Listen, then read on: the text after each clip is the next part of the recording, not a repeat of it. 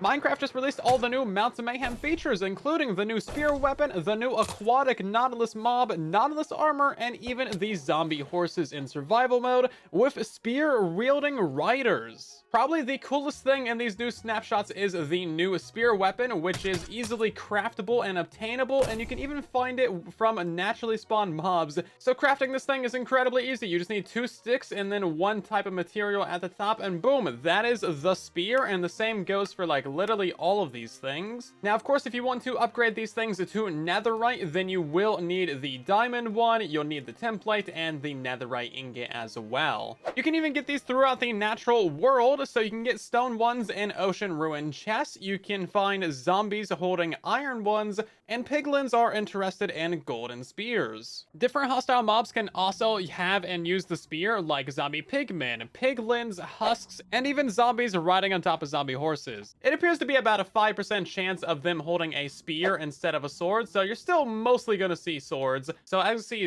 they have varying attack speeds and attack damage as well. Now, they don't really do that much damage on their own, but the faster that you're traveling when you hit something, the more damage you're going to do. So as you can see, the lighter the spear, the faster you can attack with it, but the less damage it does. And then as you get better quality spears, the attack speed drops off a cliff. Now, even the netherite spear is still worse than a diamond sword. Now, there's 2 ways of attacking with the spear. There is your normal quick jab attack, which is just like your primary button of choice that you would use to attack with a sword. And then there's also the charge attack, which we'll get into a little bit later. So the jab attack is just a quick, like 1-2 little punch into an enemy, and it's actually got piercing on it, so it can hit multiple enemies at once. As you can see, both of those armor stands just died. And if we have a pile of creepers, there's like 10 of them in there, and you see absolutely all of them get hit, which is actually really interesting.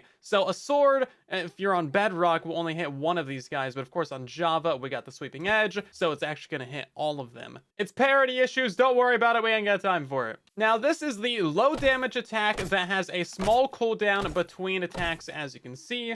Oh my god, that was stupid of me. Why did I do that? So as you can see, each one of these little attacks doesn't do that much damage, but you do have extended reach with these jab attacks. As you can see, I cannot hit these guys with a sword. I'm like not even close to hitting them with a sword. You gotta get very close with a sword, but then I can back way up to over here for the spears. Now, there is a minimum distance that a target needs to be from you to actually damage them. So if I'm standing right on top of something, as you see, it's not going to do any damage. You have to back up quite a little bit in order for them to actually get the damage and the knockback from the spear. So this applies to all the spears. Like if I'm right inside of an entity, or if it's right on top of me, it's just not going to get hit by these guys, which makes sense. This is more of a ranged weapon. I mean, it's literally like basically as tall as I am. So that's the basics of the jab attack. We'll get back to it later because there's actually a new enchantment. Now, there is another way of using the spear. This one is the right click or your secondary attack button, and as you see, it goes downwards as a like little point, and you have to actually be going quick for this spear to start doing damage. Now, you'll notice that there's like 3 different stages of the spear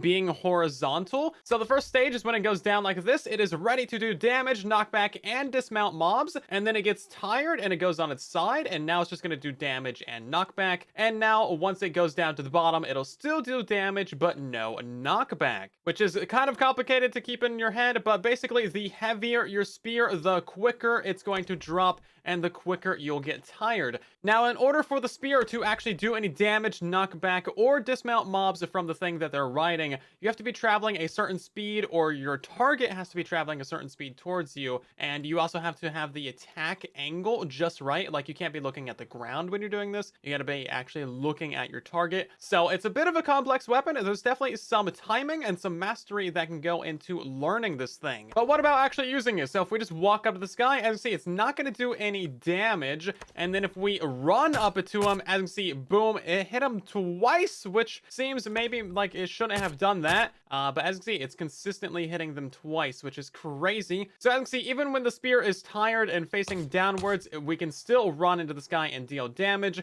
and then the spear automatically picks up and goes vertical again, just like you're holding it. So let's try this thing with basically maximum speed that you're really gonna reasonably get in survival mode, and that is with the elytra. We're gonna use the full netherite one on an iron golem, And as you can see, we hit the guy, but it didn't really deal that much damage. It was like, you know, a third of his health. He's not even like super crackly right now. So of course the golem has a ton of health, but we can't one-shot it like we can with the mace, which is probably a good thing. These things are really easy to get. Okay, this time I have a Zoglin here, and we did actually insta-kill that guy. And these guys have 20 hearts of health, so that is definitely more than enough to kill a player, even with some decent armor on. So the crazy thing about the spear charge attack is that it's not exclusive to the players. Zombies, pigmen, and husks all know how to use this charge attack. Now, its range is reduced by half when it's being used by a hostile mob. They can still damage you, they can still do knockback, and dismount you from mobs, which is crazy. Now, we do have a new enchantment called Lunge with 3 levels, but before we get into that, let's take a look at how you can actually enchant the spear and what you can put on it. So first of all, you can have it in an enchanting table, and as you see, it can have a bane of arthropods. So if we go into survival mode and try and put some stuff on a spear, as you can see, it can have sharpness 5, it can have a bane of arthropods 5, so useful. It can also have smite 5 as well. You can put knockback onto it regularly. You can put fire aspect 2 on it, which is really, really cool. You cannot put sweeping edge on it because that's a Java only enchantment and smelly. And you can, of course, put looting on it. So, again, essentially all of the basic sword enchantments. Now, Minecraft does have a history of, you know, letting us put a bunch of enchantments on new weapons, like the mace, that they then remove later. So, maybe not all of these will exist when the spear fully releases. And, of course, you can also put unbreaking on this thing and mending too. So, it really is just a fully enchantable weapon. So, I'm not sure if this is a bug or not, but for some reason, you cannot have lunge and mending on the same spear, which seems like it shouldn't be the case because that would be like basically the only thing in Minecraft that you can't put mending on. But as you see, you can have it on a regular spear, it just cannot have lunge on it. So this is a fully enchanted spear minus mending. As you can see, you can have up to 6 or 7 enchantments on it. It's crazy. But now let's see how this treats a villager right here. And as you see, he's like on fire and stuff. He didn't get 1-hit killed, but he is a 2-hit kill now. So let's take a look at this new lunge enchantment. There is the 3 levels of this, of course. And if you do the simple jab attack with the left click or whatever, as you see, that is going to launch you forwards, and you have to be looking perfectly horizontally in order to get the most like distance out of this lunge. Now, if you are running and you do the lunge, it also works as well. Or if you're up in the air, it's kind of like a Riptide Trident. That's crazy, actually.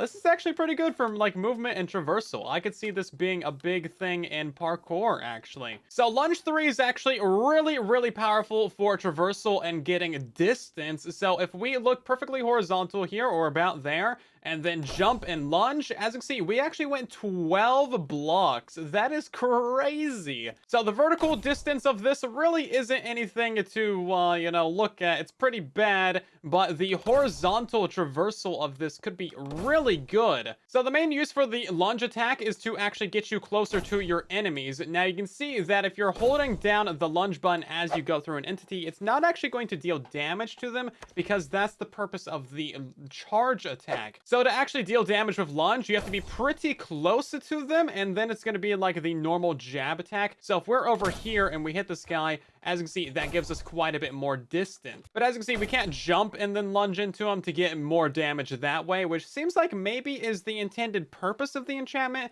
but I don't know, maybe that would be a little bit too powerful to be able to attack someone from like 12 blocks away with a melee weapon. Now, I can see a lot of possibilities for this thing, like if you jump off a cliff and then charge attack into something, that's gonna be really, really helpful and really powerful. That's essentially gonna give you like mace-like properties without the reduction in fall damage, and it attacks multiple enemies as well, remember? And it's just also really cheap and easy to get, and it's fully enchantable. This thing is gonna be really powerful, guys. Now, you can also attack multiple enemies in a row with this lunge attack. So if I'm right here and I lunge, I can hit all 4 of those guys. Absolutely crazy. Now, this does actually depend on the distance that you lunge from. So if I'm all the way over here, it's not actually gonna hit any of those guys. So this weapon's actually pretty great. Like, you can jump off of a pillar or a cliff or whatever the case may be, lunge, and then switch to your charge attack. And as you see, that actually hit 2 mobs. That's crazy. So what if we do this in survival? Well, it's a pretty similar story. It doesn't instantly kill them, but as you can see, it gives quite a bit of knockback. Now, if you combine this with the elytra, it's also pretty cool as well. So I can jump, lunge, and then that gives me some flight, and that's actually really good traversal. Now, unfortunately, they thought about this, and we can't just lunge mid-air to completely replace rockets, which, like, you know, maybe that should be the case, but that's just actually so sad. Now, if you're standing in water, as you see, you can't really lunge either or go anywhere.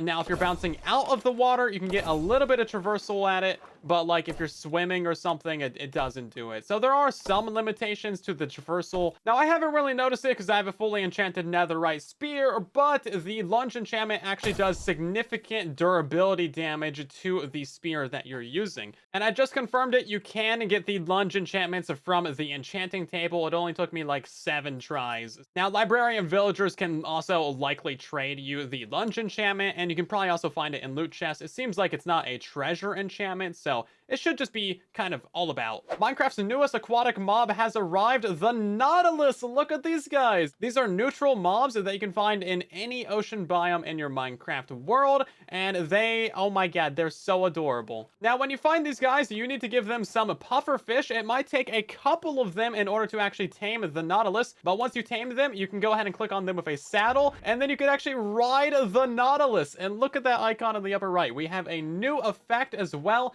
It's called Breath of Nautilus, and it is adorable. It only lasts a couple of seconds, but basically that is going to preserve any existing air bubbles that you already have. That way you don't drown when you are riding this guy around. But look at this. This is basically the same flight controls as the Happy Ghast, and if you press shift, then of course you will dismount this guy, and then you can also press like jump or spacebar, and that will give you a little bit of a boost that you can use to launch around the place, which is pretty fun. Now, you notice that there's also like a little bit of a boost bar, so it's kind of like horses.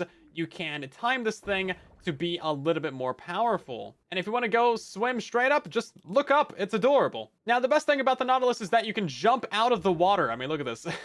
So it's basically a cross between dolphins and also the Happy Ghast. Now, you can actually travel like quite far with these launches. I mean, it's a good few blocks at least. Now, if you actually attack these guys, then they will dash attack into you. And as you see, they do 2.5 hearts of damage, and they are not forgiving. Oh god, they are not forgiving. You can definitely very easily die to these guys. Now, if the Nautilus is around some pufferfish, then sometimes it'll dash attack into these guys and attack them. So there's a little bit of an ocean ecosystem happening. Of course, the pufferfish are only in the tropical, like warm biomes, so you might not see this that often. I've been here for a couple minutes with a bunch of these guys just kind of floating around, and none of them have fought each other. What's wrong? Go fight each other. Come on. Of course, you could also lead the Nautilus as well, and then you can drag it along. And yes, that means that you can also drag it out of water as well, because who doesn't want a flying Nautilus? So yes, you can jump out of water onto land with these guys, and they're actually fine for a short period of time. So as you see, he just kind of suffocates on land. He doesn't like flop over and die or anything, but he will, you know, die of dehydration. Oh my god, he gets a chat message for it. Oh, that's cruel. That's cruel and unusual. Yeah, don't bring them on land. It's kind of just sad. Now, when they're on land, you can't actually like control them or anything, so you will need to get a water bucket or just kind of push them or use a lead or something to get them back in water. We also have new types of Nautilus armor: copper, iron, gold, diamond, and even netherite. So if you just go ahead and click on the guy with the armor, that's going to automatically apply it, and it looks really nice. To take it off, you can use some shears, and I actually really like the designs of these armor. The spirals on there are pretty cool. And then of course we have the netherite armor as well, which is looking very serious. Why do we have netherite Nautilus armor though before we have netherite horse armor? What is Mojang thinking? That better be in this update. Now, these guys will stay in the general area that you dismount them, just like the Happy Ghast. So if they have a saddle, wherever you get off of them, they're going to roam within about 16 blocks of that location. If they don't have a saddle, then they're going to roam within about 32 blocks. So they should never go too far from the last place that you got off of them. And as you can see, you can also use the shears to remove the saddle as well. So you can find the copper, gold, iron, and diamond Nautilus armor in treasure chests and shipwrecks and the ocean ruins. Now, speaking of netherite Nautilus armor, yes, you do actually need to find a diamond one first, use an entire template and a netherite ingot just to make the netherite Nautilus armor. It is ridiculous. However, you can see that the better armors are actually significantly better as you can go up. So the diamond gives you 11 armor and 2 toughness, and then netherite gives you 19 armor, which is a pretty huge jump. There's also the incredible zombie Nautilus that you can find spawning in the ocean with a drowned rider. They legitimately look so cool. I love these guys. This is great. So you can actually go ahead and tame these guys just by feeding them pufferfish, the same as you would a normal Nautilus. And then if you put a saddle on them, then you can also ride them. You can also put some armor on them. So they're basically just a retexture of the existing Nautilus. And they even have like the dash attack and stuff like that. It's pretty fun. You know what? It's just a really cool thing, and I think you should enjoy it. Now, the zombie Nautilus cannot be bred like the normal ones, but as you can see, we do have the baby Nautilus as well. They are so adorable. Oh my god, look how cute they are. That's actually so cute. I love that. That's adorable. Now, obviously, you can go ahead and grow these things up if you feed them some more puffer fish or buckets of puffer fish. Each one reduces their grow time by 10%. There we go. So it can take quite a while for them to grow up, but then they just turn into this guy. I've been flying around for a couple minutes and I haven't found a zombie Nautilus, so they might be pretty rare, kind of like these zombie horses. So I don't think you're going to see them absolutely all the time, but when you do, it's going to be surprising and it's going to be a fun encounter. After literally a decade, the zombie horse has finally been added to survival Minecraft, and as you can see, it has a little bit of a texture upgrade. So you're going to be able to find these guys spawning throughout the Minecraft world in plains and savanna biomes with a zombie rider. They're not the most common thing, but I flew around for about 5 minutes and I found one. Look at this. Oh, this is so cool. So of course, these guys will burn in the daylight. However, they're not actually hostile to the player. Of course, the zombie riding them is hostile. And yes, they do know how to use the charge attack with that spear. So the zombie horses count as a hostile mob in basically every way. So if you run away from this area, they are going to just despawn with the zombie. But as you can see, that zombie is charging at me, and he actually dismounted me from my horse because of the charge attack. That's crazy.